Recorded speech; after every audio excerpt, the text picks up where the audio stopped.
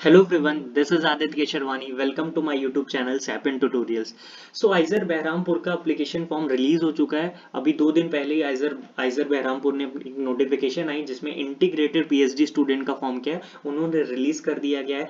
मैंने इसके पहले भी एक आइजर बहरामपुर का वीडियो बनाया था जिसमें मैंने आपको बताया था कि वहां पे किस तरीके से बेसिकली देखो फिजिक्स वाले स्टूडेंट भी, केमिस्ट्री वाले भी, मैथ्स वाले भी, इवन बायोलॉजिकल जो बायोलॉजी से बिलोंग करते हैं उन सब के लिए फॉर्म है, सबके लिए आया है। तो उनकी closing rank, interview experience, basically मैंने एक इंटरव्यू बताया था, इंटरव्यू रिलेटेड क्वेश्चन केमिस्ट्री का मैंने हैंडल किया था। तो केमिस्ट्री में किस तरीके के इंटरव्यू क्वेश्चन पूछे जाते हैं तो उसका मैंने एक सेपरेट वीडियो बनाया था वहां पे। तो आप मैं डिस्क्रिप्शन में उसका लिंक भी दे दूंगा, अगर आपको देखना है कि इंटरव्यू कैसा होता है तो वो देख सकते हो।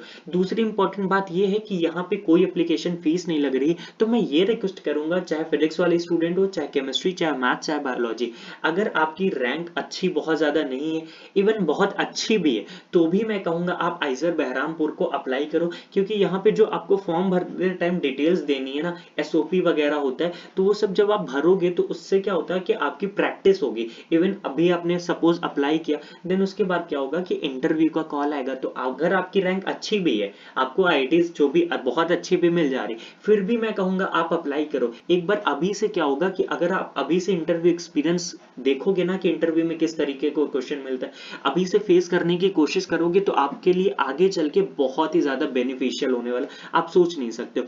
तो मैं उनसे सबसे रिक्वेस्ट करूंगा कि यार देखो यहाँ कोई एप्लीकेशन फीस तो है नहीं, तो प्लीज आप अप्लाई करो ना। क्लोजिंग रैंक का क्या सीन है मैं आपको, क्योंकि मैंने देखा था लास्ट वीडियो में मैंने आइजर तिरुपति का बनाया था, तो 2018 में मैंने देखा था कि एक मेरा फ्रेंड था जिसको 1200 रैंक थी, उसको इंटरव्यू का कॉल आया था। लेकिन कुछ स्टूडेंट ने कहा कि सर मेरी 900, सपोज 900 तक रैंक थी, तो उनको 2020 में नहीं है। तो उनका क्राइटेरिया क्या होता है, वो कि बहुत सारे किस बेसिस पे सिलेक्ट करके उनका हर बार डिफरेंट होता है, वो हमें बताते तो नहीं। बेसिकली उनका ये भी होता है कि एकेडमिक डिटेल्स, साथ ही साथ आपके जैम रैंक, तो इन सब चीजों को देखते हैं वो उनका क्राइटेरिया वो किस बेसिस पे सेलेक्ट करते हैं वो मुझे भी नहीं पता है। बट एक साल आया था तो मुझे लगा था कि तो इस बार का क्या है, मैं आपको प्रूफ के साथ दिखाता हूँ कि 2020 में क्या हुआ था कि कितने रैंक तक वालों को आइजर बहरामपुर का इंटरव्यू के लिए कॉल आया था। इंटरव्यू के कॉल के बाद क्या होता है, बेसिकली सिलेक्शन फिर तो आपके टोटली डिपेंड करेगा इंटरव्यू प्रोसेस पे। ठीक है, तो मैं आपको दिखाता हूँ। आप यहाँ पे देख सकते हो कि ये देखो, यहाँ मैं केमिस्ट्री का भी दिखा रहा हूँ, तो आप डिपार्टमेंट ऑफ केमिकल साइंस यहाँ देख लो, list of shortlisted candidate for integrated PhD interview के लिए जो जिनका सिलेक्शन हुआ था, 22 स्टूडेंट का सिलेक्शन हुआ था। आप यहाँ पे देख सकते हो क्या शॉर्टलिस्टिंग क्राइटेरिया क्या था for general student as per the institute guidelines all India JAM rank below 1500, मतलब कि जिनकी 1500 रैंक से बिलो है तो उनको इंटरव्यू के लिए कॉल गया था। ठीक है, ओबीसी वालों के लिए 1800 है, एससी एसटी पीडब्ल्यूडी के लिए 5% रिलैक्सेशन है बैचलर डिग्री में, और साथ ही साथ ऑल इंडिया रैंक 1800 के बिलो में। तो एक इनका क्राइटेरिया और क्या है कि इसमें आपके पास बीएससी में 60% होना चाहिए। ठीक है, एक और यहाँ पे इन्होंने लाइन लिखी है, candidate who do not receive the final semester marksheet of the qualifying degree programme yet are provisioning, मतलब अगर आप फाइनल ईयर स्टूडेंट हो तो आप अप्लाई कर सकते हो, बट आपका जो एडमिशन होगा वो कैसा होगा, प्रोविजनली होगा। जब आप अपना डिग्री वगैरह सबमिट कर दोगे तो आपका कंफर्म हो जाएगा, कंफर्म है, कोई इशू नहीं है। लास्ट में उन्होंने लिखा to be eligible for admission such candidate have to provide the bachelor degree completion certificate. अब ये कंप्लीशन सर्टिफिकेट क्या होता है, इसका फॉर्मेट आपको मिल जाएगा इन्हीं के वेबसाइट से, उसमें आपको अपनी डिटेल्स वगैरह भरनी होती है, फिर आपके डिपार्टमेंट जो आपका कॉलेज है वहां के डिपार्टमेंट एचओडी या डीन जो भी हो आपके, तो वहां से उनको एक साइन कराना पड़ता है। ठीक है, जिससे ये पता चलता है कि आप वहां बीएससी आपका कंप्लीट, मतलब अगर क्योंकि रिजल्ट नहीं आया है तो अभी एग्जाम भी पता नहीं कब तक होगा, तो वो सबका नहीं पता है, तो उसमें एक बेसिकली आपका डीन लिख देंगे कि फॉर्मेट रहेगा, उसमें आपका उनका साइन हो जाएगा, उसमें यही मेंशन होगा कि हमारे यहाँ ये स्टूडेंट पढ़ते हैं और इसका ये फाइनल ईयर है, ड्यू टू कोविड अभी एग्जाम्स नहीं हुए लेकिन ये प्रमोट हो जाएगा, ऐसा होता है। अब मैं आपको डायरेक्ट चलता हूँ, इसका एप्लीकेशन फॉर्म फिलअप कैसे करना, क्या क्या डिटेल्स है उन पे बात करता हूँ। ठीक है, तो स्टार्ट करते हैं, उसको देखते हैं अब हम।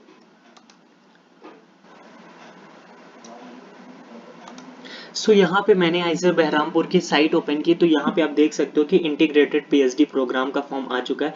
अब मैं आपको यहाँ पे थोड़ा सा आप एलिजिबिलिटी देख लो, एलिजिबिलिटी पहले मैच कर लेना, अगर आप फुलफिल होते हो तभी आप अप्लाई करना, अदरवाइज कोई मतलब नहीं। बायोलॉजिकल स्टूडेंट्स, बायोलॉजिकल साइंस के स्टूडेंट के लिए क्या 60% बेसिकली होना चाहिए। स्टूडेंट विद 60% इन ऑनर्स और major subject in aggregate where such a system is applicable. अगर आपका सपोज ऑनर्स है, आपका ओवरऑल परसेंटेज एग्रीगेट, क्योंकि ऑनर्स में भी क्या होता है ऑप्शनल होता है, सपोज एग्रीगेट परसेंट आपका 58%, मगर बट अगर आपका suppose physics honour, physics honour का ही सिर्फ मिला के अगर आपका 60% बन रहा है तो आप एप्लीकेबल हो, ठीक है। तो बेसिकली ये है यहाँ पे। और इसके लिए क्या है, आपको JEE BILS का एग्जाम जो होता है वो आपका क्वालिफाई होना चाहिए, ठीक है। केमिकल साइंस वाले के लिए भी सेम यही क्राइटेरिया, 60% मार्क्स, सब्जेक्ट एरिया आप देख सकते हो, इसमें कोई वो नहीं है। देन जैम का आपका क्वालिफाई होना चाहिए, मतलब मिनिमम आपका जैम जो हो वो क्वालिफाइड होना चाहिए।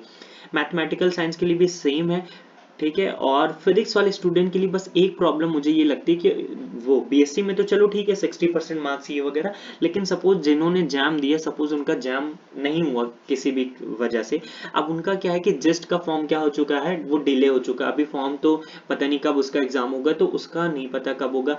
अब यहाँ पे क्या वो स्टूडेंट क्या करे, तो मैं कुछ नहीं अभी कह सकता हूँ, क्योंकि जस्ट का एग्जाम कब होगा ये मुझे भी नहीं पता। तो अभी आप देख लो, इसकी लास्ट डेट मैं दिखा देता हूँ, अगर इसके पहले हो जाता है तो आपके लिए ठीक है, अगर आपका जैम क्वालिफाइड है तो आप अप्लाई कर देना, अदरवाइज मैं खुद नहीं समझ पा रहा हूँ क्या करना चाहिए।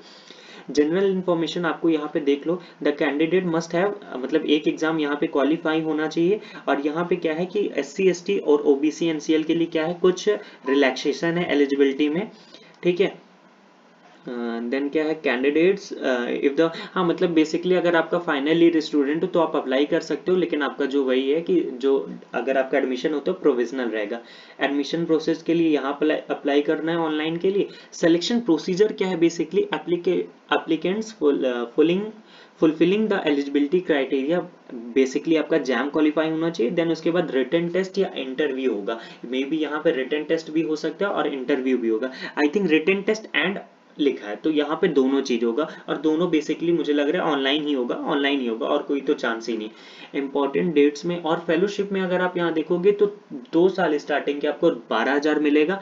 12,000 जैसे आपका MSc कंप्लीट होता है तो 31,000 मिलेगा। एक और इम्पोर्टेंट बात है कि यहाँ पे आप ये सोचो कि MSc करने के बाद मैं यहाँ से ड्रॉप कर दूंगा तो मुझे MSc की डिग्री मिल जाएगी, तो ऐसा बिल्कुल नहीं है। अगर आप यहाँ लीव करते हो तो आपको कोई डिग्री नहीं मिलेगी।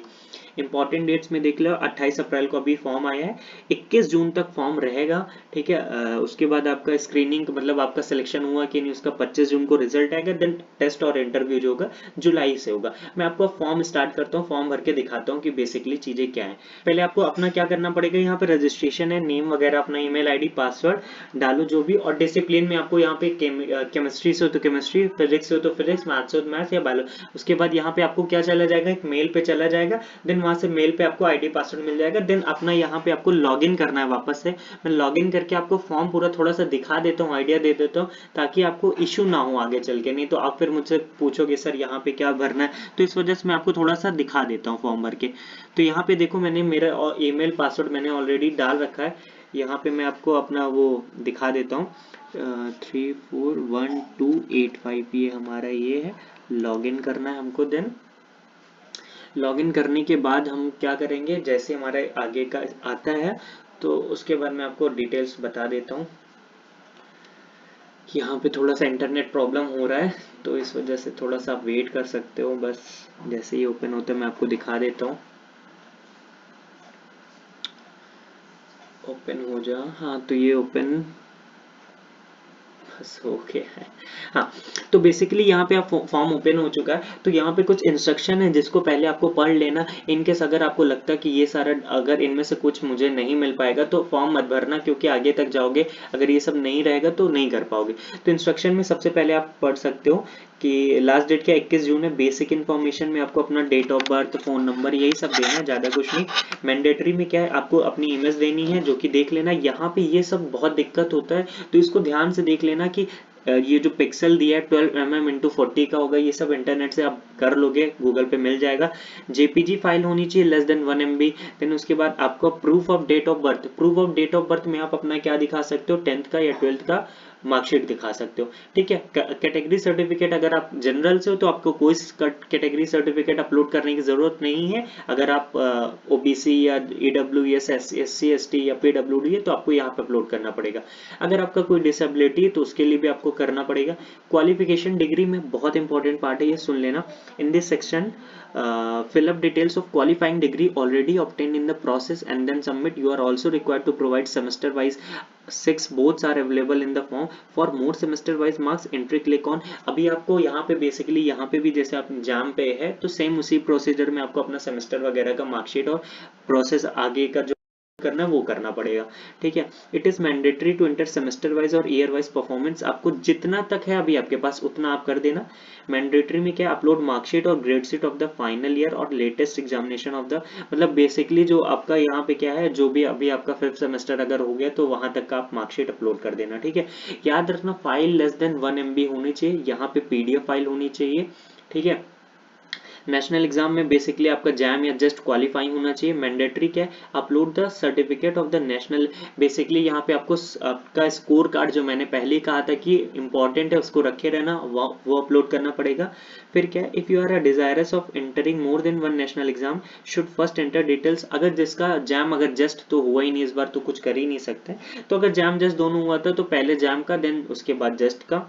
ठीक है, फिर एकेडमिक रिकॉर्ड में बेसिकली क्या है, do not include the degree listed in qualifying degree, क्योंकि डिग्री आपके पास हो गई नहीं फाइनल ईयर तो वहां पे आपको डिग्री में नहीं सेलेक्ट करना है। In this section provide information about, आपको अपना क्या करना है, वही एकेडमिक रिकॉर्ड सब सबमिट करना पड़ेगा। First enter the details of examination and submit, पहले जो आपने एग्जामिनेशन जैम वगैरह जो दिया है वो सबमिट करना है। देन आपका एकेडमिक रिकॉर्ड आ जाएगा। एनी रिलेवेंट इन्फॉर्मेशन में आप चेक कर सकते हो। Please provide information about internship, scholarship award, ये सब आप पढ़ लेना। ठीक है, स्टेटमेंट ऑफ पर्पस बहुत ही ज्यादा इंपॉर्टेंट होने वाला है, आप यहाँ देख सकते हो। Statement of purpose not exceeding 500 words, the SOP जिसको बोलते हैं, should describe how your research interest match with the research areas currently represented in the discipline you have to apply as Iser Behrampur symbol formula। देखो अब मैं एक चीज आपको SOP का थोड़ा सा आइडिया ये दे सकता हूँ कि एसओपी में बेसिकली लिखना क्या, सपोज आपका अगर मैं केमिस्ट्री की बात करता हूँ तो केमिस्ट्री में आपको इनऑर्गेनिक केमिस्ट्री में बहुत ज्यादा इंटरेस्ट है, तो आप क्या करो कि आइजर बहरामपुर के डिपार्टमेंट केमिस्ट्री का खोलो, वहां पे जो भी इनऑर्गेनिक केमिस्ट्री के जो भी प्रोफेसर्स हैं वो किस फील्ड में रिसर्च में काम करते हैं। अगर पहले चेक करो कि आपको जिस फील्ड में इंटरेस्ट है तो क्या वहां पे उस तरीके का काम होता है रिसर्च में, अगर हाँ तो फिर उनका जो भी रिसर्च पेपर पब्लिश है वो किस फील्ड में काम कर रहे हैं तो उसमें देखो क्या क्या चीजें लिखी। फिर उसके बाद अपना जो स्टेटमेंट ऑफ पर्पस में ऐसी चीजें आपको डालनी है कि उनको पढ़ के ये लगे कि ये स्टूडेंट बहुत ज्यादा मतलब कि इंटरेस्टेड है। सपोज अगर आपने बीएससी लेवल पे कोई आपने लैब में सिंथेसाइज किया हो कुछ ऐसा, जो आप वहां पे मेंशन करो कि सर मैंने ऐसा ऐसा काम किया था, वहां से मेरा ऐसी चीजें ऑब्टेन हुई, ऐसा रिजल्ट मैंने देखा, तो वहां से मेरा इंटरेस्ट बहुत ही ज्यादा एक्सीड हो गया, मतलब उस टॉपिक को लेकर मुझे बहुत ही ज्यादा इंटरेस्टेड फील होने लगा। देन मैंने आगे सपोज अगर इनऑर्गेनिक की बात करता हूँ तो इनऑर्गेनिक में ओएमसी में मैंने कुछ ऐसा देखा सर कि कुछ भी, मतलब आपको एक ऐसा पर्पस दिखाना पड़ेगा जिससे लगे पढ़ के कि वो आप इंटरेस्टेड हो उस सब्जेक्ट को लेके। एक और काम ये करना कि जो आप प्रोफाइल चेक करोगे प्रोफेसर की, तो जिस फील्ड में वो काम कर रहे हैं ना, तो उनका रिसर्च पेपर में देखना कि उन किस टॉपिक्स पे काम कर रहे हैं, तो कोशिश करना उस टॉपिक को भी थोड़ा सा रिलेट करके, अपने से रिलेट करके कि आप क्या कर सकते हो उस टॉपिक में, आपको कितना इंटरेस्ट आ रहा है, तो उस टॉपिक से रिलेटेड भी थोड़ा सा आप कुछ ना कुछ तो देखो आपको क्रिएटिविटी खुद से करनी पड़ेगी।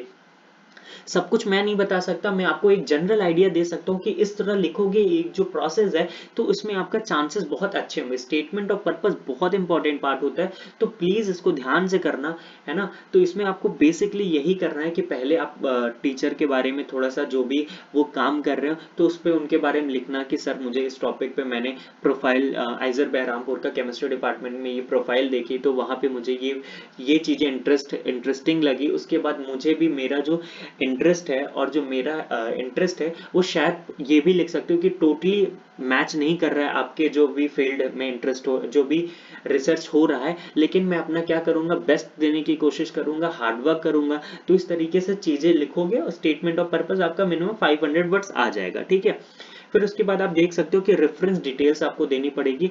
यहाँ पे आपको please provide name, address, email and phone number of, basically यहाँ पे 2 रेफरेंस आपको देना पड़ेगा जिनको आपका नाम, एड्रेस और ईमेल, फोन नंबर देना पड़ेगा। जो भी आपके एकेडमिक्स लेवल पे जो भी प्रोफेसर थे तो उनको आपका डिटेल देना पड़ेगा। उनके पास मेल जाएगा, उनसे पूछा जाएगा कि ये स्टूडेंट क्या मतलब कैसा स्टूडेंट था पढ़ने वगैरह में, तो ये सब पूछा जाता है। ठीक है, तो वो आप पहले से ही उन्हीं प्रोफेसर का मेल देना जिनसे आप कि जो आपको अच्छे से जानते हो, या नहीं जानते हो तो आप उनसे बात कर लेना, सर ऐसा ऐसा है, मैं यहाँ पे आइजर बहरामपुर में अप्लाई कर रहा हूँ, तो अगर आपके पास मेल आता है तो प्लीज थोड़ा सा देख लीजिएगा। ठीक है, अब मैं आपको थोड़ा सा दिखा देता हूँ यहाँ पे। जैसे पूरा मैंने आइडिया दे दिया, उसके बाद आपको यहाँ पे डिटेल्स ही भरनी है, ज़्यादा कोई खास नहीं है। बेसिक इन्फॉर्मेशन अगर मैं आपको दिखाता हूँ, ओपन कर रहा हूँ, बेसिक इन्फॉर्मेशन में आपको वही अपना name, roll number, name, father name, address, phone number, email ID, यही सब बेसिक चीज़ है।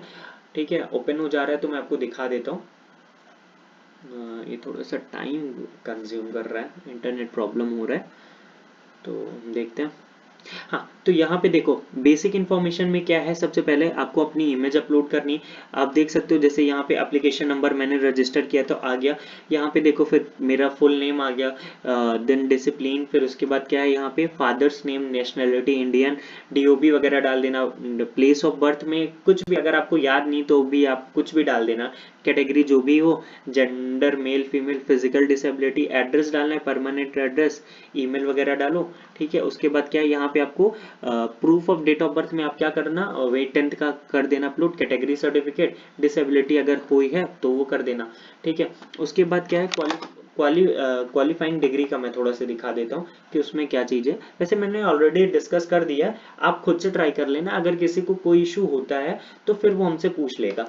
फिर यहाँ से आप थोड़ा देख सकते हो, इंस्टीट्यूट, कॉलेज, यूनिवर्सिटी नेम आपको बताना है, then subject, right all the subject including, जो जो सब्जेक्ट आपके थे वो सारा आपको यहाँ पे लिखना है। डिग्री क्या है, यहाँ पे आपको डिग्री बीएससी बीएससी लिख देना। ठीक है, final year exam, date of month, ये तो अभी पूछ लेना आपको जो भी लगता हो कॉलेज से जो भी है, तो ये सब यहाँ पे बेसिक डिटेल जो है आपको देनी है। देन आई थिंक क्या है, सेम 1 का कितना परसेंट आया है, सेम 2 में कितना है, सेम 5 में, सेम 6 में। अगर आपको सेम 6 का नहीं पता है तो यहाँ पे आप कुछ भी फिलअप करके आगे बढ़ जाना। नेशनल एग्जाम में क्या है, आपके वही जैम का जो स्कोर कार्ड वगैरह है वो अपलोड करना होगा। ठीक है, हाँ ये देखो यहाँ पे, तो आई थिंक आप आगे बढ़ लोगे। स्टेट सब मैंने बता दिया, किसी को आगे कोई दिक्कत नहीं होगा, कुछ दिक्कत होती है तो पूछना, या हमारा जो व्हाट्सएप ग्रुप का लिंक है वहाँ डिस्कस कर लेना, मे भी बहुत सारे स्टूडेंट भर भी चुके हैं ऑलरेडी, तो वहाँ पे आप डिस्कस कर लेना। एक और बात है, मेरे टाइम पे भी यही प्रॉब्लम था कि मुझे भी आइजर वगैरह कभी कभी मैंने भी मतलब अप्लाई करने के लिए मुझे कोई बताया नहीं था क्या क्या चीज़ें होती, कितनी रैंक तक आता है, एप्लीकेशन फीस वगैरह। तो मैं आपके लिए इतनी मेहनत कर रहा हूँ, देखना पड़ता है कब फॉर्म आया कब नहीं आया, तो इतना मेहनत कर रहा हूँ मैं आपके लिए। इवन कुछ स्टूडेंट को मैं बता दूं जिनका अगर एग्जाम अच्छा नहीं हुआ तो मैंने सेंट्रल यूनिवर्सिटीज़ के एग्जाम BHU DU HU जो भी JNU जामिया जितनी भी होती है उन सब का क्या स्टार्ट किया है, एक प्रीवियस ईयर क्वेश्चन सीरीज बनाई है जिसमें मैं अपना पूरा बेस्ट दे रहा हूँ। मैंने PPT बनाई, एक एक क्वेश्चन की टॉपिक वाइज अलग किया है और मैं उसका आपको प्रीवियस ईयर सॉल्व करा रहा हूँ, जिसको वो भी देखना है तो वो वहां से देख सकता है। तो मैं आपके लिए बेस्ट देने की कोशिश कर रहा हूँ, तो बस आपका एक ही काम होना चाहिए कि अगर आपको लग रहा है कि मैं डेडिकेटेड हूँ, अगर आपके साथ मैं अच्छी मेहनत कर रहा हूँ, तो आप चैनल को सपोर्ट करोगे तभी तभी हम लोग ग्रो करेंगे, और ग्रो करना बहुत जरूरी। सो प्लीज अगर आपको लगता है कि हम लोग अच्छा काम कर रहे हैं तो सपोर्ट, अदरवाइज कोई प्रॉब्लम नहीं। So thank you so much for watching the video.